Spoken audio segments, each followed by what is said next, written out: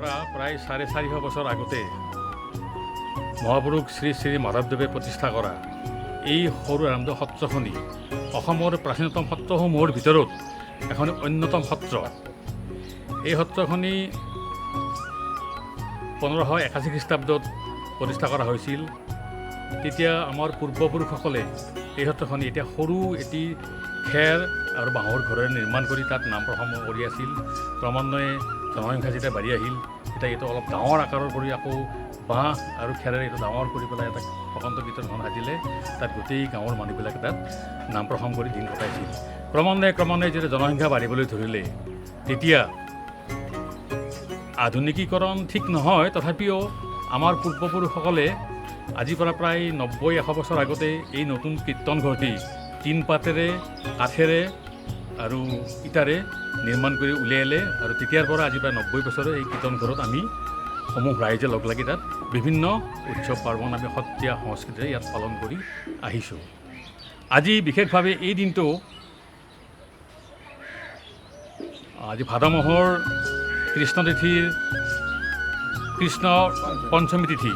এই কৃষ্ণ পঞ্চমী তিথিৰ আমাৰ প্ৰতিষ্ঠাপক মহাপুৰুষ শ্ৰী শ্ৰী মাধৱদেৱ তিৰোভাৱ স্বৰ্গগামী হয়। তেওঁৰ তিৰোভাৱ তিথিটি আমি আজি 428তম এইটো 428 সংখ্যক মহাপুৰুষ মাধৱদেৱৰ তিৰোভাৱ তিথি। আজিৰ পৰা 428 বছৰ আগৰ পৰা আজিলৈকে প্ৰত্যেক বছৰে আমি ৰাইজে লগ লাগি সমূহীয়াকৈ ৰাইজ, আয়তী, বুঢ়ী আই মাতৃসকল, ল'ৰা ছোৱালী সকলোৱে সমন্বিত লগ লাগি আমি ইয়াত ৰাজহুৱাভাৱে ডাঙৰকৈ ইয়াত প্ৰতিস্থাপন কৰোঁ। ৰাতিপুৱা ঠিক 9 বজাৰ লগে লগে আমাৰ বুঢ়ী আই মাতৃসকলৰ নাম প্ৰসংগ ইয়াত স্থাপন কৰা হয়, মানে বন্তি প্ৰজ্বলনেৰে নাম প্ৰসংগ আৰম্ভ কৰা হয়। তেওঁলোকে বহু দীঘলীয়াকৈ নাম প্ৰসংগ কৰাৰ পিছত ঠিক দুপৰীয়া ঠিক 11মান বজাত আমাৰ ৰাইজে, বাপুসকলে, ভকতসকলে লগ লাগি মহাপুৰুষ গুৰুজনাৰ এই তিৰোভাৱ তিথি নাম প্ৰসংগৰে পাতনি মেলে আৰু মেলি ঠিক 3টামান বজাত আমাৰ নাম প্ৰসংগ মোটামুটি শেষ হয়। তাৰপিছতে আমি আমাৰ সত্ৰৰ নিয়মানুসাৰে আমাৰ বেহেনীয়াৰৰ ঘৰত মানে জমাই থোৱা আমাৰ সত্ৰৰ বিভিন্নজন ব্যক্তিয়ে প্ৰদান কৰা ভোগৰ কাৰণে কল, নাৰিকল, বিভিন্ন সামগ্ৰী আমি ৰাইজে মানে আমাৰ বিভিন্ন বাদ্যযন্ত্ৰ যেনে আমাৰ কীৰ্তন ঘৰৰ দবা, কাঁহ, নাম প্ৰসংগ শেষ হোৱাৰ পিছত আমি সমূহ ৰাইজে লগ লাগি সত্ৰৰ বাদ্যযন্ত্ৰ যেনে গৰকা, হিয়া, তাল, খোল আৰু আজিকালি নতুনকৈ বৰ্তমান বেন ঢুলীয়া কালীয়া সৈতে আমি বেহানাৰৰ ঘৰলৈকে আমাৰ হাঁহি-ভাৰ আনিবলৈ যাওঁ। হাঁহি-ভাৰ মানে ঠিক সংগী ভাৰ বুলি কয় আমাৰ ওচৰত। সংগী ভাৰৰ পৰা গৈ আমাৰ এইটো হাঁহি-ভাৰলৈ ৰূপান্তৰিত হৈছে। আচলতে এইটো আমাৰ বৰপেটা আদি সত্ৰবিলাকত এতিয়া কৰ ভাৰ বুলি কয়, কিন্তু আমি ইয়াত হাঁহি-ভাৰ বুলি কওঁ। হাঁহি-ভাৰ আমি আনি পেলাই আমি সত্ৰত ইয়াত থওঁ। তাৰপিছত এই ভোগৰ কাৰণে তাৰপিছতেই আমি গোটেইসমূহ ৰাইজ আয়তে লগ লাগি আমি এটি সেৱা লওঁ, প্ৰাৰ্থনা জনাওঁ। তাৰপিছত আমাৰ এইটো পৰিসমাপ্তি ঘটে। কিন্তু তাৰপিছতে লগে লগে আমাৰ আকৌ এটি নতুন কাৰ্যসূচী আৰম্ভ হয়। এইটো গুৰুজনাই নিজে লিখা আমাৰ এইটো এখন নাটক ইয়াত মানে হয়, ভোজন বেহাৰ বুলি এটা এখন নাটক আমি প্ৰত্যেক বছৰে আজিলৈকে কৰি আহিছোঁ 428 বছৰে। তাতে বিভিন্ন মানে ইয়াত মানে আমাৰ গুৰুজনাই কোৱা মতে আমাৰ কৃষ্ণ ব্ৰহ্মাকে আদি কৰি তেখেতসকলৰ সংগী, তাৰপিছত নাৰদ, বহুৱা আদি কৰি তাতে এখন আমাৰ ধুনীয়া এখন নাটক কৰা হয়। তাতে প্ৰথমতে সেইখন মানে একেবাৰে শেষত আমাৰ সমূহ ৰাইজে লগ লাগি ভজন বেহাৰ নাটক এখন ইয়াত মানে প্ৰদৰ্শন কৰা হয়। সেই ভজন বেহাৰ নাটকত বিভিন্ন চৰিত্ৰক আদৰি আনে আমাৰ সত্ৰৰ গায়ন, বায়ন, খলুৱৈ, তালুৱৈ সমন্বিত লগ লাগি এই ভজন বেহাৰ নাটকখন ইয়াত কৰা হয়। তাত নতুন প্ৰদৰ্শন কৰা হয়। নাৰদ মুনি আৰু বহুৱা আদি সকলোবিলাক প্ৰদৰ্শন কৰি ইয়াত সুন্দৰভাৱে এইখন প্ৰদৰ্শন কৰি আমাৰ আজিৰ দিনটোৰ কাৰ্যসূচী এটা সমাপ্ত কৰা। ইয়াৰ পিছত ৰাতিলৈ আমাৰ এটা নতুন কাৰ্যসূচী আহিব। সেইটো আমাৰ সত্ৰৰ পৰম্পৰা অনুসৰি প্ৰত্যেক সত্ৰৰ সদস্যই এটি ভাগ পাব, তাত নিৰ্মালি ল'ব। সেইটো শেষ কৰি ঠিক ৰাতি 10টামান বজাত আমাৰ এই কাৰ্যসূচীটো সম্পূৰ্ণভাৱে শেষ কৰা হয়।